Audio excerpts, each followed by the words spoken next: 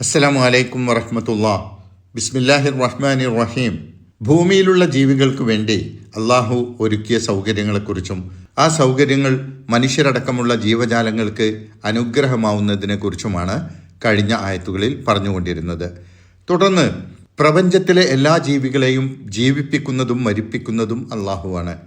മരണശേഷം ഭൂമിയെയും ഭൂമിയിലുള്ളവരെയും അനന്തരമെടുക്കുന്നതും അള്ളാഹുവാണ്. അള്ളാഹു സൃഷ്ടിച്ച എണ്ണമറ്റ സൃഷ്ടിജാലങ്ങളുടെയൊക്കെയും കൃത്യമായ കണക്കുകൾ അള്ളാഹുവിൻ്റെ അടുക്കലുണ്ട്. മുൻകഴിഞ്ഞു പോയവരുടെയും നിലവിലുള്ളവരുടെയും വരാനിരിക്കുന്നവരുടെയും ഒക്കെ വിവരങ്ങൾ അള്ളാഹുവിൻ്റെ അടുക്കലുണ്ട്. അവരെയൊക്കെയും അള്ളാഹു അവൻ്റെ അടുക്കൽ ഒടുവിൽ ഒരുമിച്ച് കൂട്ടുന്നതാണ് എന്നാണ് ഇന്ന് പഠിക്കുന്ന 23, 24, 25 ആയത്തുകളിൽ പറയുന്നത്. വ ഇന്ന ലനഹ്നു നൊഹീ വനുമീതു. നാം തന്നെയാണ് ജീവിപ്പിക്കുന്നതും മരിപ്പിക്കുന്നതും. വ ഇന്നാല നഹ്നു, തീർച്ചയായും നാം തന്നെയാണ്, നൊഹീ വനുമീതു, ജീവിപ്പിക്കുന്നതും മരിപ്പിക്കുന്നതും. ഭൂമിയിൽ ജീവികൾക്ക് സൗകര്യങ്ങൾ ഒരുക്കിയതിൽ ചിലത് സൂചിപ്പിച്ച ശേഷം ജീവികളെ ജീവിപ്പിക്കുന്നവനും മരിപ്പിക്കുന്നവനും അതും അള്ളാഹു തന്നെയാണ് എന്ന് അതിനോട് ചേർത്ത് പറയുകയാണ്. ഇതിലൊന്നും അള്ളാഹുവിനല്ലാതെ മറ്റാർക്കും ഒരു പങ്കുമില്ല, മറ്റാർക്കും ഇതൊന്നും സാധ്യവുമല്ല എന്നാണ് പറയുന്നത്. വനഹ്നുൽ വാരിസൂൻ, നാം ആണ് അനന്തരമെടുക്കുന്നവരും. ഒടുവിൽ ഭൂമിയുടെയും ഭൂമിയിലുള്ളവരുടെയും അനന്തരാവകാശിയും അള്ളാഹുവാണ്. അള്ളാഹുവാണ് അനന്തരമെടുക്കുക. മനുഷ്യന് നൽകപ്പെട്ടതൊക്കെയും താൽക്കാലിക ഉപയോഗത്തിന് മാത്രമാണ്.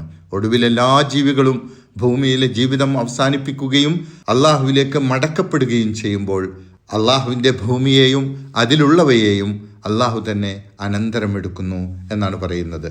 തുടർന്ന് അടുത്ത ആയത്തിൽ പറയുന്നു, വലഖദ് അലിംന, തീർച്ചയായും നാം അറിഞ്ഞു കഴിഞ്ഞിരിക്കുന്നു, അൽ മുസ്തഖ്ദമീന മിൻകും, നിങ്ങളിൽ നിന്ന് നേരത്തെ കഴിഞ്ഞു പോയവരെക്കുറിച്ച്, നിങ്ങൾക്ക് മുമ്പ് ഭൂമിയിൽ ജീവിച്ച് മരിച്ചവരെക്കുറിച്ചുള്ള എല്ലാ അറിവുകളും അള്ളാഹുവിൻ്റെ അടുക്കലുണ്ട്.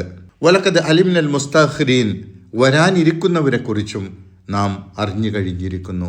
നിങ്ങൾക്ക് ശേഷം ഇനി ഭൂമിയിൽ ആരൊക്കെ ജീവിക്കും എന്നതിനെക്കുറിച്ചും നാം അറിഞ്ഞു കഴിഞ്ഞിരിക്കുന്നു. എന്ന് പറഞ്ഞാൽ ഭൂമിയിൽ ആദ്യാവസാനം ജീവിച്ചു മരിക്കുന്ന എല്ലാവരുടെയും എല്ലാ വിവരങ്ങളും അള്ളാഹുവിൻ്റെ അടുക്കലുണ്ട് എന്നാണ് പറയുന്നത്. ഇത് വ്യക്തമാണ്. എന്നാൽ ഈ ആയത്തിൽ ഈ പറഞ്ഞത് നമസ്കാരത്തിന് ആദ്യമെത്തുന്ന ആളുകളെക്കുറിച്ചും വൈകി എത്തുന്ന ആളുകളെക്കുറിച്ചുമാണെന്നും അതല്ല ആദ്യമായി തയ്യാറായി മുന്നോട്ട് വരുന്നവരെ കുറിച്ചാണെന്നും യുദ്ധത്തിന് താല്പര്യക്കുറവ് കാണിച്ച് പിന്തിക്കുന്നവരെ കുറിച്ചുമാണെന്നും വ്യത്യസ്ത വ്യാഖ്യാനങ്ങൾ ചില പണ്ഡിതന്മാർ നൽകിയിട്ടുണ്ടെങ്കിലും ഈ ആയത്തിൽ പറയുന്നതിൻ്റെ ആശയം അതാണ് എന്ന് സൂചിപ്പിക്കുന്ന യാതൊരു തെളിവുമില്ല. മറിച്ച് മുൻകഴിഞ്ഞു പോയവരും വരാനിരിക്കുന്നവരുമായ എല്ലാവരെക്കുറിച്ചുമുള്ള അറിവ് അള്ളാഹുവിനുണ്ട് എന്ന പൊതുവായ പരാമർശമാണ് ഈ ആയത്തിലുള്ളത് എന്നാണ് മനസ്സിലാക്കാൻ കഴിയുന്നത്. വ ഇന്ന റബ്ബക ഹുവ യഹ്ശുറുഹും, തീർച്ചയായും നിന്റെ റബ്ബ് തന്നെയാണ് അവരെയൊക്കെ ഒരുമിച്ച് കൂട്ടുകയും ചെയ്യുക. ഇന്നഹു ഹക്കീമുൻ അലീം, തീർച്ചയായും അവൻ എല്ലാം അറിയുന്നവനും യുക്തിമാനുമാണ്.